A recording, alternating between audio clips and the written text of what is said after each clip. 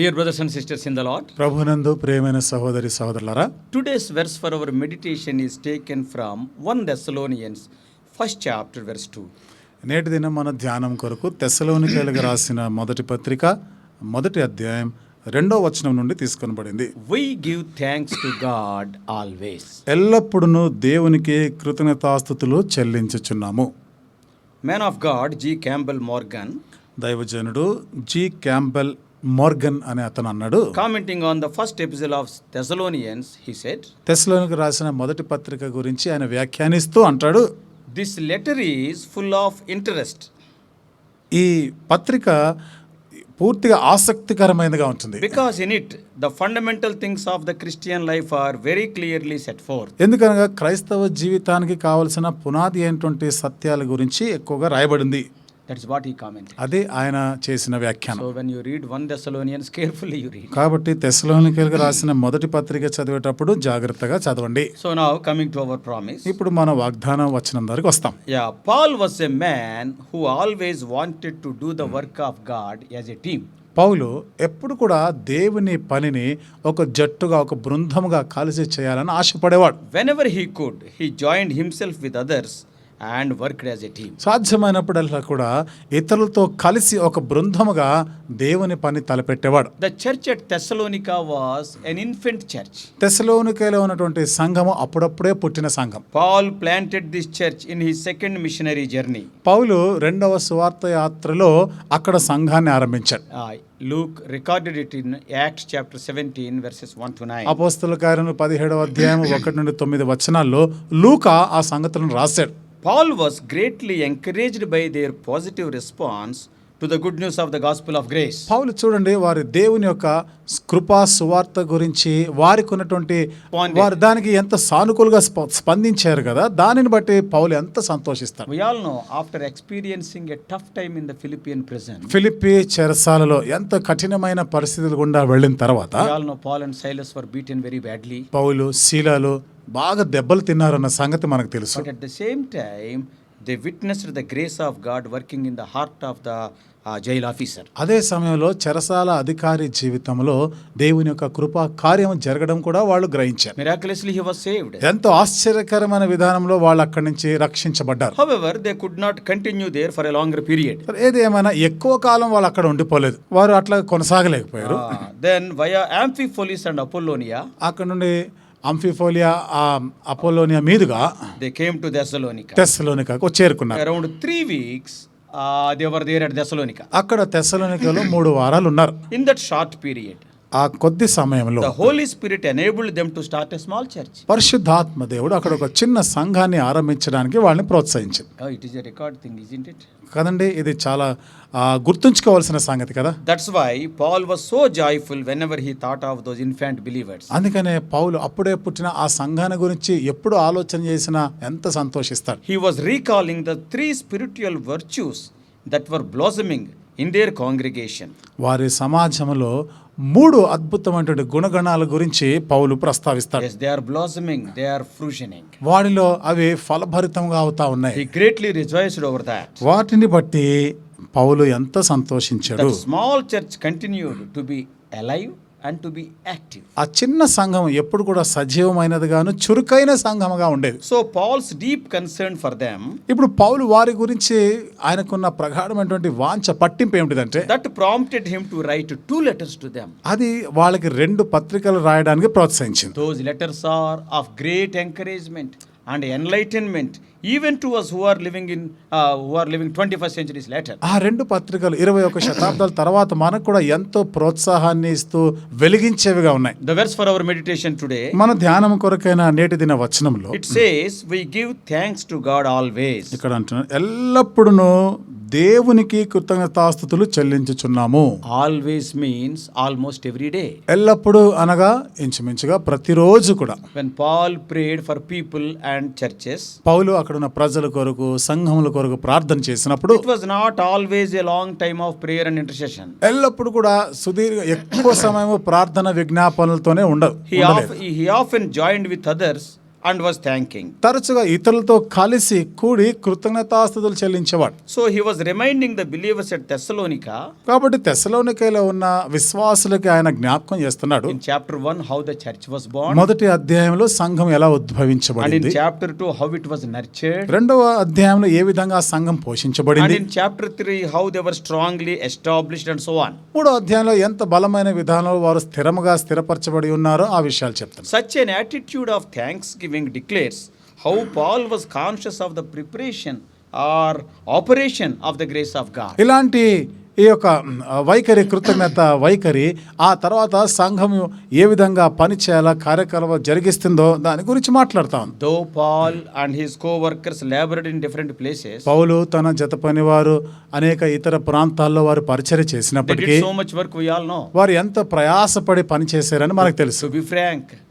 ఇంకా నిజంగా చెప్పాలంటే yeah, the worker who worked for Lord Jesus Christ a lot in the New Testament is Apostle Paul. యేసుక్రీస్తు ప్రభువారి కొరకు విస్తారంగా పరిచర్య చేసిన వారు క్రొత్త నిబంధనలు ఎవరైనా ఉన్నారంటే అపోస్తలుడైన పౌలే. But always he and his co-workers, they realized that the fruit of their labors were ultimately the product of God's grace. కానీ ఎల్లప్పుడూ కూడా పౌలు తన జతి పని వారు కూడా ఇంత ప్రయాసపడి పరిచర్య చేసిన తర్వాత కూడా దాని ఫలితం గురించి ఆలోచన చేసినప్పుడు అది దేవుని కృపయే అని చెప్పేవారు. He believed that the increase was of God. వృద్ధి దేవుని వలననే కలిగింది అని నమ్మారు. We should never forget, as the workers in his vineyard, చూడండి, ఆయన ద్రాక్ష తోటలో పని చేసే పనివారంగా ఎప్పుడు కూడా మనం మర్చిపోకూడని సంగతి. yes, we should not forget this truth. ఈ సత్యాన్ని ఎన్నడూ మనం We మర్చిపోకూడదు. may work day and night. దివారాత్రములు కష్టించి పని చేయొచ్చు, Others may be helping us. ఇతరులు మనకు సహాయం చేస్తుండవచ్చు. Yet God is the one who increases and fruitions the work. అయినా వృద్ధి కలగజేసేవాడు, ఆ పనిలో ఫలితాలు ఇచ్చేవాడు దేవుడే.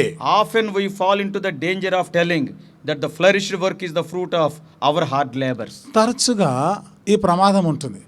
ఈ పని, ఈ పరిచర్య నా ప్రయాసం వలన ఈ ఫలితం వచ్చిందని మన గురించి చెప్పుకునే ప్రమాదం ఉంటుంది. This is what Paul conveyed to Corinthians also. ఇది పౌలు కొరింథీలో ఉన్న సంఘానికి కూడా చెప్పాడు. In 1 Corinthians chapter 3, కొరింథీయులకు రాసిన మొదటి పత్రిక 3వ అధ్యాయంలో verses 5 to 7 says, 5 నుండి 7 వచనాల్లో what then is Apollos? Apollo ఎవరు, And what is Paul? పౌలు ఎవరు? And they are also servants through whom you believed. వీరు కూడా మీరు నమ్మినటువంటి సేవకులే కదా. I planted, నేను నాటాను, Apollos watered, అపోల్లో నీళ్లు పోసాడు, but God caused the growth. వృద్ధి కలగజేసిన వాడు దేవుడే కదా. Let us be conscious of this truth as కాబట్టి the workers of God. దేవుని కొరకు పనిచేసేవారుగా ఈ సత్యం యొక్క గ్రహింపులో స్పర్శలో మనం ఉండాలి. Now the important thing is, ఇప్పుడు ప్రాముఖ్యమైన సంగతి, for what Paul was giving thanks unto God. పౌలు దేని కొరకు దేవునికి కృతజ్ఞతలు చెల్లిస్తున్నాడు? 3 things are mentioned by Paul. పౌలు 3 సంగతులను ప్రస్తావించాడు. They are, అవేమిటి అంటే, number 1, work of faith, మొదటిది విశ్వాస సహితమైన పని, and number 2, రెండవది labor of love, ప్రేమతో కూడిన ప్రయాసం, and number 3, మూడవది patience of hope. ఓపికతో ఆ నిరీక్షణ కలిగి ఉండడం. That is what he is writing in those verses, in the first 2 verses. ఆ మొదటి 2 వచనాల్లో రాస్తున్న మాటలు అవి. So let us see them in brief. వీటిని క్లుప్తమైన విధానంలో మనం చూస్తాం. Number 1, మొదటిది work of faith. విశ్వాసంతో కూడిన పని. It does not mainly mean the work resulted from their faith. It is not because of their faith only. ప్రధానంగా ఇది కేవలం వారేదో విశ్వాసం ఉంచడం వలన మాత్రమే జరిగింది, ఈ పని జరిగిందని కాదు No, ఉద్దేశం. they are not telling that the work is improved because of the faith of Paul, faith of Silas, or faith of Luke, like that. ఇది ఏదో మరి పౌలు యొక్క విశ్వాసాన్ని బట్టి, లేకపోతే శీల యొక్క విశ్వాసాన్ని బట్టి, లూకా విశ్వాసాన్ని బట్టి ఈ పని జరిగింది అని చెప్పుకోవడం లేదు. What they are telling? ఏమని చెప్తున్నారు? Predominantly it speaks about their decision to believe in Jesus. You have faith, you had faith. ప్రధానంగా యేసు ప్రభునందు విశ్వాసం ఉంచుట, ఇదిగో మీకు విశ్వాసం ఉంది, మీరు విశ్వాసం ఉంచారు అంటున్నాడు. The work of faith has done in your heart. ఈ విశ్వాసపు పని, విశ్వాసపు క్రియ మీలో, మీ హృదయంలో జరిగింది Many అంటాడు. times what we will tell? అనేక సార్లు మనం Oh, with ఏమంటాము? much faith I prayed, brother. అంత విశ్వాసంతో ప్రార్థన Day and చేశానన్నా, night I prayed, brother. దివారాత్రం నేను ప్రార్థన Fasting చేశానన్నా, I prayed, brother. ఉపవాసంతో ప్రార్థన చేశానన్నా, God blessed it, brother. దేవుడు ఆశీర్వదించాడు అంట. Paul is not telling like that. పౌలు అట్లా చెప్పడం లేదు. Paul is not telling about his faith. పౌలు తన విశ్వాసం గురించి He చెప్పడం is లేదు. talking about the faith that worked in the lives of the infant Thessalonians. అప్పుడే పుట్టిన తెస్సలోనిక సంఘములో పని జరిగించిన విశ్వాసం గురించి That మాట్లాడతారు. faith he is able to see. ఆ విశ్వాసాన్ని ఆయన చూడగలిగింది. What Paul is telling? పౌలు ఏమని In చెప్తున్నాడు? spite of many problems I am so grateful to God because the Holy Spirit worked in your lives. ఎన్ని సమస్యలు ఉన్నప్పటికీ కూడా పరిశుద్ధాత్మ మీ జీవితాల్లో పని జరిగించాడు కాబట్టి నేను ఎంత Oh, the Holy సంతోషిస్తున్నాను. Spirit has brought a marvelous change in your life. పరిశుద్ధాత్మ మీ జీవితంలో ఎంతో ఆశ్చర్యకరమైనటువంటి మార్పులను తీసుకొచ్చి So he is thanking the Lord for the firm faith in the gospel gave by Paul that gave much encouragement to Paul. కాబట్టి సువార్త వలన వారికి కలిగినటువంటి దృఢమైనటువంటి ఆ విశ్వాసమును గురించి పౌలు దేవునికి కృతజ్ఞతాస్తుతులు చెల్లిస్తూ వారిని ప్రోత్సహిస్తున్నాడు. That firm faith in the gospel brought eternal life to all those who believe. సువార్త యందు స్థిరమైనటువంటి ఆ విశ్వాసము వారికి గొప్ప నిరీక్షణను కలిగించింది. What a wonderful truth. ఎంత అద్భుతమైన సత్యం. What a difference between us and Paul. చూడండి మనకి పౌలుకి ఎంత వ్యత్యాసమో. Now, if somebody is born again, ఎవరైనా తిరిగి జన్మిస్తే what we will say? మనం ఏమంటాం? 1 year I prayed for him, brother, with faith. విశ్వాసంతో ప్రార్థన చేశాను, ఒక్క సంవత్సరం అతని గురించి ప్రార్థన చేశాను అంటారు. Don't praise yourself. నిన్ను పొగుడుకోవద్దు నువ్వు. Thank the Lord for the faith God has instilled in the heart of the receiver. దేవుడు ఆ వ్యక్తిలో ఉంచినటువంటి ఆయన జరిగించిన ఆ విశ్వాస కార్యాన్ని బట్టి దేవునికి కృతజ్ఞుడు అయి ఉండాలి. Praise that man. ఆ వ్యక్తిని పొగడాలి. Oh, God has chosen you. దేవుడు నిన్ను ఏర్పరచుకున్నాడు. And praise God for that. దేవుని దాన్ని బట్టి దేవుని స్తుతించాలి. This is what Paul is writing. We are giving thanks to the Lord always. ఇది పౌలు చెప్తున్నమాట. మేము ఎల్లప్పుడూ దేవునికి కృతజ్ఞతాస్తుతులు And the చెల్లించుచున్నాం. second thing he is mentioning రెండో విషయం కూడా ఆయన చెప్తున్నాడు. is the labor of love. ప్రేమతో కూడిన ప్రయాసం. He is mentioning about the love these infant believers had for Jesus Christ. చూడండి, ఈ అప్పుడే పుట్టిన ఈ సంఘము యేసుక్రీస్తు ప్రభు ఎడల వారు కలిగి ఉన్న ప్రేమను గురించి మాట్లాడుతున్నాడు. Remember, once again, గుర్తుంచుకో, మళ్ళా గుర్తుపెట్టుకోండి. they labored in love and served him willingly. వారు ప్రేమతో ప్రయాసపడ్డారు, ఇష్టపూర్వకంగా సేవించారు. Their service was out of devotion but not duty. వారి యొక్క సేవ దేవుని ఎడల వారికి కలిగి ఉన్నటువంటి ఆ భక్తి అంకిత భావంతో చేశారే గాని మేమేదో ఈ పని తప్పదు కదా చేయాలన్నట్టు చేయలే. Many of us we come to the house of God like that. మనలో చాలా మంది మేము దేవుని ఇంటికి ఈ వైఖరితో Oh, వస్తాం. today it is Sunday, we have to go to the house of God. ఈరోజు ఆదివారం కదా, అయితే మనం దేవుని మందిరానికి No, వెళ్ళాలి. it is a privilege. కాదు, ఇది ఒక ఆధిక్యత. Out of devotion we have to come, not out of duty. దేవుని ఎడల భక్తి కలిగిన వారమే రావాలే తప్ప మనం ఏదో చేయాలి కదా, ఈరోజు ఈ పని చేయాలి కదా అన్నట్టు కాదు. Paul has gone a little bit further and commending them more. పౌలు ఇంకా ఒక అడుగు ముందుకేసి వారిని ఆయన మెచ్చుకుంటున్నాడు ఇంకా. And he is telling to the infant church, very small church which is born in 3 weeks. ఒక చిన్న సంఘం, అప్పుడే పుట్టిన సంఘం 3 వారాలైంది, ఆ సంఘాన్ని పొగుడుతూ చెప్తాడు ఆయన. He is telling ఏమని in చెప్తున్నాడు? verses 7 and 8. 7-8 వచనాల్లో You అంటాడు, became a model church to many. అనేకులకి మీరు ఒక మాదిరికరమైన సంఘంగా మారారు. This commendation does not mean that they are perfect.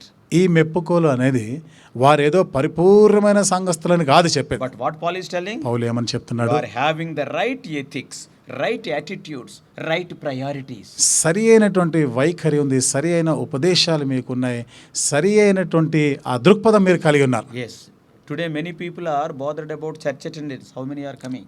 ఈరోజు చాలా మంది మందిరానికి ఎంతమంది వచ్చారా ఈ పట్టింపే ఉంటుంది, ఈ లెక్కలు చేసుకుంటున్నారు. What is the annual budget of our church? మన సంఘానికి వార్షిక ఆదాయం ఎంత? And nowadays in this decade, is there any media coverage for our church? ఇప్పుడున్న ఈ దినాల్లో అయితే మీడియా ప్రసారాలు ఏమైనా ఉన్నాయా మనకి? But అయితే Paul is talking that a church must be characterized by faith, love and hope. సంఘం అనేది విశ్వాసము, ప్రేమ, నిరీక్షణతో కూడినదై ఉండాలి. Yes, your love or your labor is full of love. నీ ప్రేమ, నీ ప్రయాసం అది ప్రేమతో కూడినదై ఉండాలి. And the third thing what Paul is mentioning here, ఇక్కడ పౌలు ప్రస్తావించిన 3వ సంగతి patience of hope. ఇక్కడ నిరీక్షణతో కూడిన ఓర్పు. So finally he mentioned about their patience of hope. చివరికి నిరీక్షణతో కూడిన వారి ఓర్పును గురించి That is their ప్రస్తావిస్తాడు. long suffering. వారి దీర్ఘశాంతం In గురించి. spite of the problems, there was a marvelous change in their lives. ఎన్ని సమస్యలు ఉన్నప్పటికీ కూడా వారి జీవితంలో ఆశ్చర్యకరమైనటువంటి మార్పులు కనబడుతున్నాయి. That's why in every chapter of these 2 letters, అందుకనే ఈ 2 పత్రికల్లో ప్రతి అధ్యాయంలో కూడా those 5 chapters in the first letter and 3 chapters in the second letter, మొదటి పత్రికలోని 5 అధ్యాయాలు, 2వ పత్రికలోని 3 అధ్యాయాల్లో almost in every chapter Paul spoke about the second coming of Lord Jesus. ప్రతి అధ్యాయంలో కూడా ఇంచుమించుగా క్రీస్తు 2వ రాకడ గురించి ప్రస్తావిస్తున్నాడు పౌలు. He shared about the hopeful future of a believer. believer. ఒక విశ్వాసికి మరి ఎంతో నిరీక్షణతో కూడినటువంటి ఆ భవిష్యత్తు గురించి మాట్లాడుతున్నాడు. Oh, wonderful thing in those believers. ఆ విశ్వాసుల విషయంలో ఎంత అద్భుతమైన సంగతులు. Their faith produced work. వారి విశ్వాసము పనిని జరిగించింది. Their love produced the labor. వారి ప్రేమ ప్రయాసమును కలిగించింది. And also their hope produced patience. వారి నిరీక్షణ దీర్ఘశాంతం కలిగించింది. Brothers and sisters, సోదరి సోదరులారా, let us also pray for ourselves that we may be firm in faith. మనం కూడా ఈ విశ్వాసం నందు వేరుపారి స్థిరంగా ఉండాలని ప్రార్థన We చేస్తాం. must grow in love. ప్రేమయందు మనము వృద్ధి చెందుదాం. And let us rejoice in the blessed hope we have. మనకు కలిగి ఉన్న ధన్యకరమైన నిరీక్షణను బట్టి ఆనందిస్తాం. We are living in the end days. మనము చివరి దినాల్లో జీవిస్తున్నాం. May God help us. దేవుడు మనకి సహాయం చేయనుగాక.